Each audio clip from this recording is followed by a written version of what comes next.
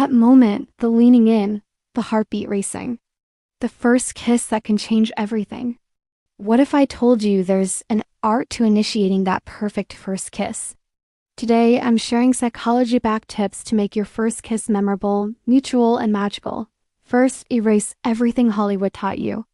The perfect first kiss isn't about dramatic dips or surprise attacks. It's about connection, presence, and mutual desire. Your goal isn't to make them kiss you. It is to create a moment where kissing feels like the natural next step. Before you even think about leaning in, learn to read the signals. We're looking for green lights. Are they finding reasons to touch you, maybe on the arm or shoulder? Do their eyes occasionally drop to your lips while you're talking? Do they lean in closer during conversation? Do they mirror your body language, like crossing their legs when you do? These are all fantastic signs. On the flip side, be aware of red lights. If they're creating physical distance, avoiding eye contact, or their bodies turned away from you, the moment isn't right. Now, here's a game-changing tip, the 90-10 rule. You lean in 90% of the way. This gives them the space to close the final 10%. It ensures mutual participation and takes the pressure off. You lead, but they make the final choice. Don't jump from conversation to a kiss. Build the intimacy gradually. It starts with sustained eye contact. Hold their gaze for about 4 or 5 seconds, then offer a soft, genuine smile.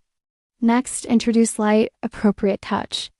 Maybe a gentle hand on their arm when you laugh at a joke. Then, gradually reduce the physical space between you.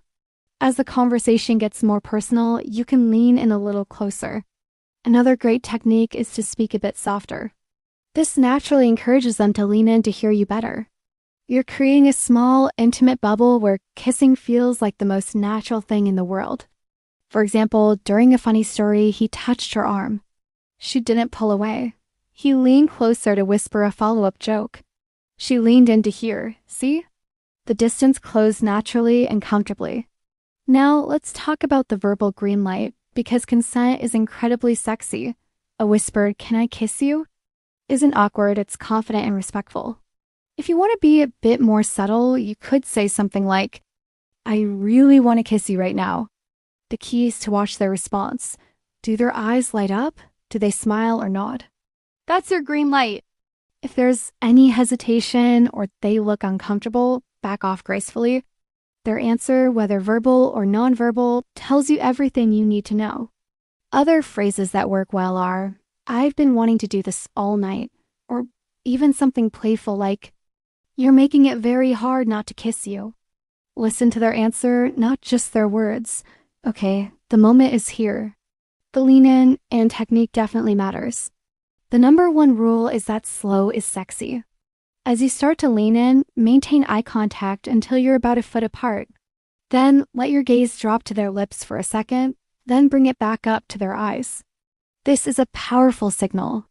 As you get closer, tilt your head slightly to one side to avoid an awkward nose bump. Close your eyes just before your lips touch. The first contact should be gentle, no intense pressure right away. Let the kiss start soft and evolve naturally from there. Common mistakes people make are rushing the lean in, going straight for tongue, keeping their eyes open for too long, or having an awkward head position. So remember, slow and smooth, a little head tilt, and eyes closed just before contact. The moment right after the kiss is just as important as the kiss itself. This is what makes it feel nice versus unforgettable. Don't just pull away abruptly as if you're finished. Slowly break the kiss, open your eyes, and smile. A little forehead touch, or resting your forehead against theirs for a moment, is a beautiful gesture. You could whisper a soft compliment like, "Wow," or "That was perfect." This shows them you're still present in the moment and that you valued the connection. It says with your body language, "That was special and I'm right here with you." What happens if you read the signals wrong and they lean back or hesitate? It's crucial to handle this with grace. The moment they pull back, you should too.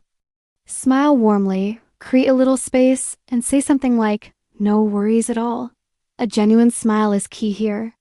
Then, just continue the conversation naturally.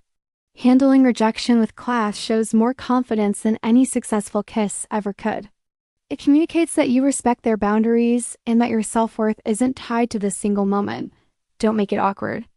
Just smile, acknowledge it respectfully, and move on. The setting also matters as much as the how.